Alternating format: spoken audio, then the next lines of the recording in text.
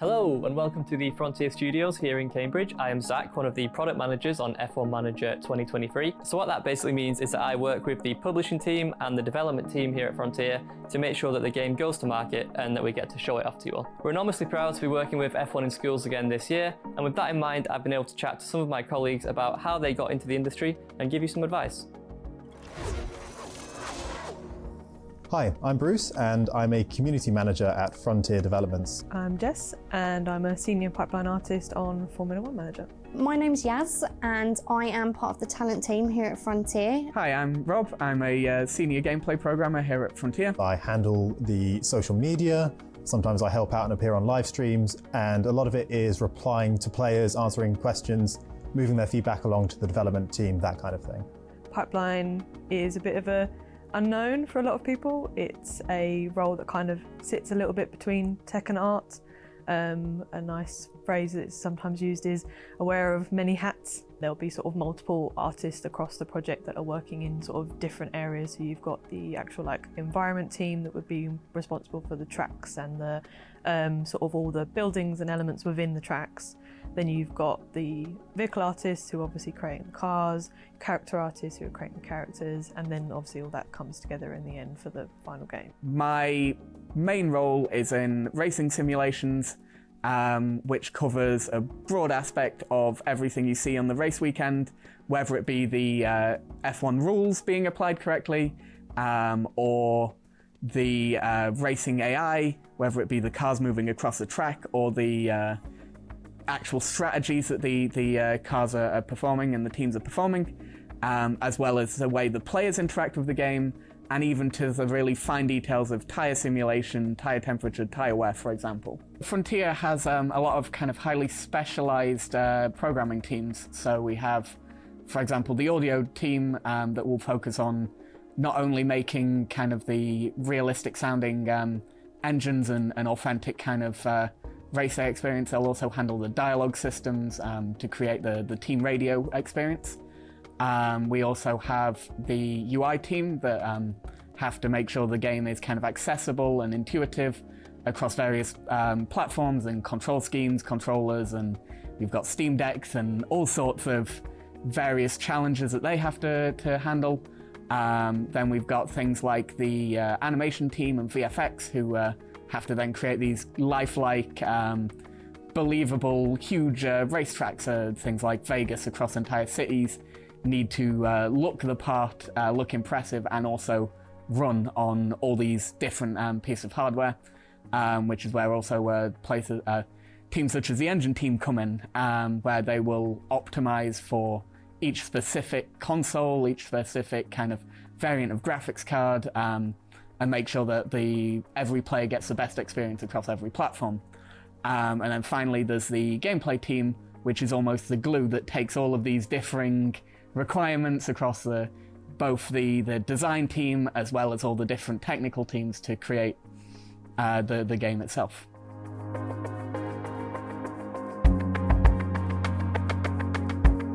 So I got into the games industry through an entry-level role in player support, and that was at a previous studio before moving to Frontier. So if I have anything to advise or to say about getting into the games industry, it's just go for it. Apply to places, be persistent. If you're not successful the first time, learn from that process. Learn from the interviews if you get that far. Polish up your CV. Learn the kinds of techniques and things that will get you in the door. But don't be afraid about the experience you have. If it's relevant, that's great. Make sure to use it. But in my case, I was able to get an entry-level role just with a degree that was unrelated and applying some of the life skills and the knowledge that I had around the games to get that first in. So I did study a games art and design course. I went to Norwich University of the Arts. It was a little bit of an interesting transition though, because I went to uni not realising that games was a viable career choice, and I actually went into my first year as an illustrator. I was insistent I wanted to do book illustration, absolutely hated it, and then found out through a friend that there was a games course available at the uni and transferred. And really enjoyed it, and was very fortunate enough that as I left university I was able to secure an internship, which got me into my first game role, and then eventually through various companies over the last, I think, 10 years or something now, I came to here. So I started off wanting to be a nurse, and I went to university to do a nursing degree. And then sort of about a year and a half into that, I decided, actually, no, this isn't for me. I think you definitely have to be a certain type of person to do that kind of stuff. So I left, and I decided then maybe I want to be a teacher. So I went back to university and did a degree in education, and I finished that, a 3-year course. And then I ended up sort of falling into recruitment, which I think that's sort of how most people get into recruitment. You sort of don't really wake up one morning and think, I want to be a recruiter. And I did that in the education sector. And then after about 6 months, I thought to myself, surely there's got to be some sort of recruitment in games, because I'd always loved playing games and stuff like that. And I just thought, you know, people have to be hired into the games industry. So I started researching recruitment agencies in games, and came across one, and that was where I ended up going to work before joining Frontier. And I always then knew eventually I'd want to go internal, and funny enough, Frontier was always my top choice, because one, it was just up the road, and two, I used to always play Frontier games when I was younger. And then the opportunity came up, and here I am. I started off my kind of introduction to video game development was with modding and tinkering with existing games, and that's where I really kind of developed the passion for it and decided, oh well, maybe this could be a career. So I did a kind of traditional computer science university course, which I then specialised into a game development masters, but on the side I was always doing game jams and just kind of keeping that interest alive and developing my skills, whether it be in kind of team game jams or personal little projects that I'd kind of bring to my friends and be like, hey, play this game, see what I've made.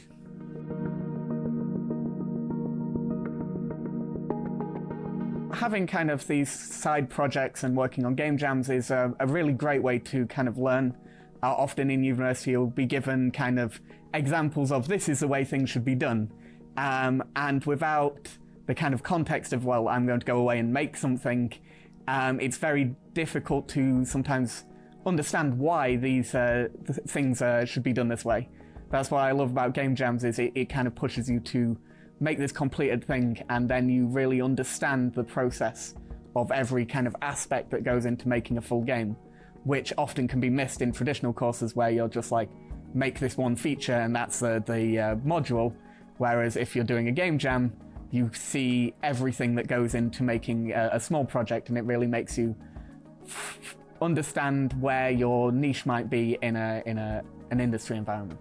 Doing something like F1 in schools is going to really help benefit you later down the line. Just doing those sort of extracurricular activities and sort of online courses, and really trying to hone in on your skills and build upon the skills that you've already got. That will help give you a real solid foundation for when you do come to apply for roles.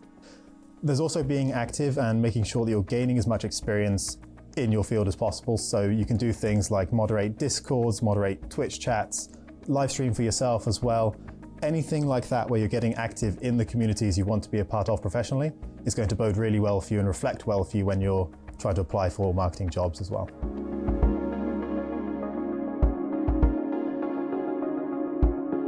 The main thing that sets video game marketing apart from marketing in any other business is just how close you get to the audience. So players are really passionate about the games they play, and appreciating that and respecting that whenever you speak to them is absolutely key.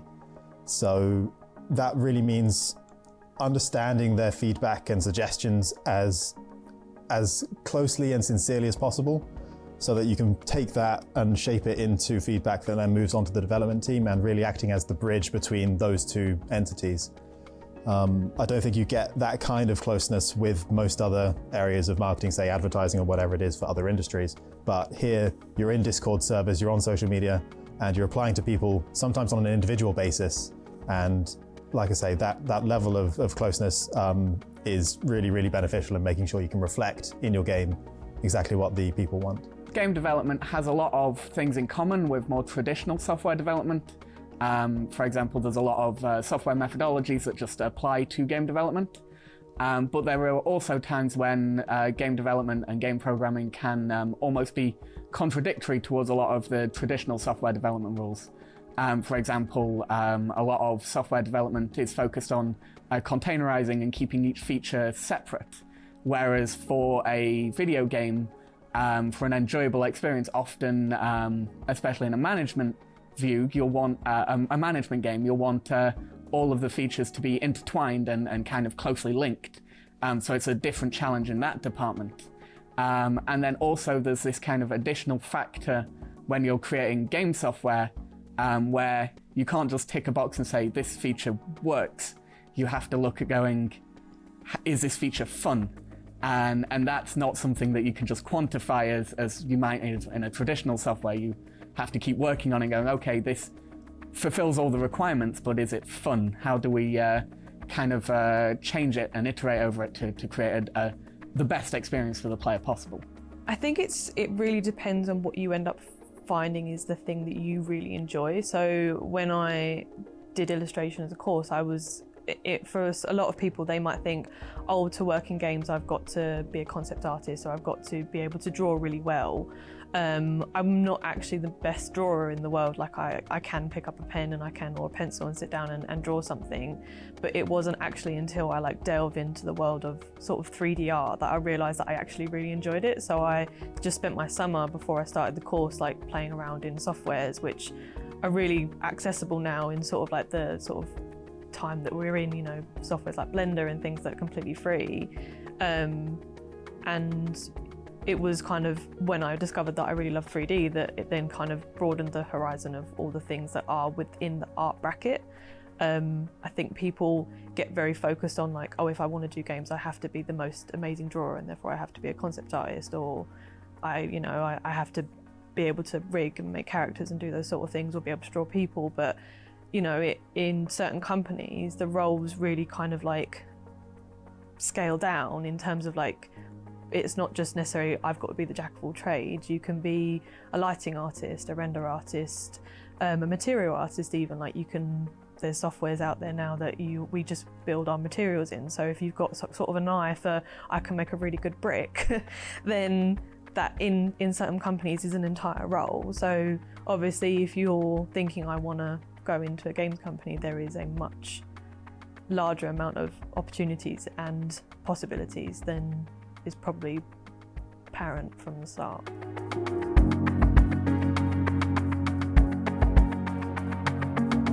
When it comes to presenting yourself, your first role to get into a games industry job, think carefully about all of the projects and things you've worked on, hobbies and interests that you've got up to that point, any completed projects that you can leverage, and explain what you did about those in detail. So try and match things that you see in the job description, let's say, that companies are asking for. Maybe it's a communication-focused role, so you can say, okay, here's a project I worked on where I had to communicate with other members of the team or people that we are delivering to, and try and match your experience as best as possible and deliver on those to see if you can get further in the process. Well, the best time to kind of get started is right now. There's now so many free tools and resources that you can use to start making at whatever experience level you want. If you want to kind of start diving into programming, there are free engines and free game development tools that you can start playing around with. And what I would recommend is really just find what works for you. Personally, I always make very small little projects and I still don't finish most of them. And that's fine. You can just get as much where you've learnt and you just move it on to the next project and you get that experience. Some people prefer to do these huge projects and learn through making this entire massive personal project, but it's really what you enjoy. And as a graduate, I've found that it's not massively important to have a huge portfolio. It's more the experience that you gain from doing this that will really show when you get to the point of doing interviews, for example. in an application, there's two things that we look for, and that's portfolio and cover letter. Especially as a graduate, we want to be seeing those portfolios and those cover letters. If we, for example, have an applicant that has a portfolio and an applicant that doesn't, the chances are we're going to proceed to interview with the one that does have a portfolio, because it's all very well saying, I can do X, Y, Z on your CV, but unless we can actually see the evidence of that on your portfolio, we don't know how much of that you can actually do. And also, in regards to portfolios, one thing I always say to people is don't feel like you have to put loads of stuff on your portfolio. We want to see your best pieces of work. So only put on there what you are really proud of, because if you put something on there that you're not very proud of, how are you then going to try and sell that bit of work to somebody else if you yourself don't really even like it? So really do be specific about what you share on your portfolio. And then on your cover letter as well, try and be very specific about the studio that you're applying for and the role that you're applying for. We see a lot of the time people put up cover letters, but it's really obvious that they're quite general cover letters that they use across multiple applications, which is great and it saves time, but it doesn't really show why you're passionate about the role that you're applying for and the studio that you're applying for. So really do try and be specific when you're writing those cover letters and take the time to write them. Don't undersell yourself. You are always tempted to be like, oh, any experience is good experience, even if it's not paid. But at the end of the day, you need to put value in yourself and know your worth. And I think the most important thing is that you establish yourself in the industry and don't let yourself be taken for granted. And that, you know, goes for everything in terms of sort of life and work and jobs. It's really important to make sure that you're not only learning and growing, but actually being paid for it. I think if you have the opportunity to get an internship, it builds a much broader understanding of the games industry as a whole. I felt like when I left university that I was really prepared. And then I started my first game job and I was like, it's prepared me for a very small select section of what my actual job would entail, and things that you don't really expect to be part of your day-to-day then becomes sort of the norm, you know, meetings, calendars, that sort of thing. That really is quite a major part of how games come together, you know, sitting down and discussing how the game is going to come to be, not just, I need to make this thing and put it in the game. So it was really nice to have that sort of transition from uni to first job, because then I actually had sort of like a bit more of leeway with sort of a bit of lack of understanding really, but that by having that sort of help from the studio that I was interning with, it was really enjoyable and quite valuable. But it's not essential. If you was successfully able to go straight into a job as a junior or whatever the sort of like role title would be, then without an internship is not going to put you at a disadvantage. Good luck to everyone at F1 in Schools. Good luck, have fun. And maybe we'll be working together someday in the future.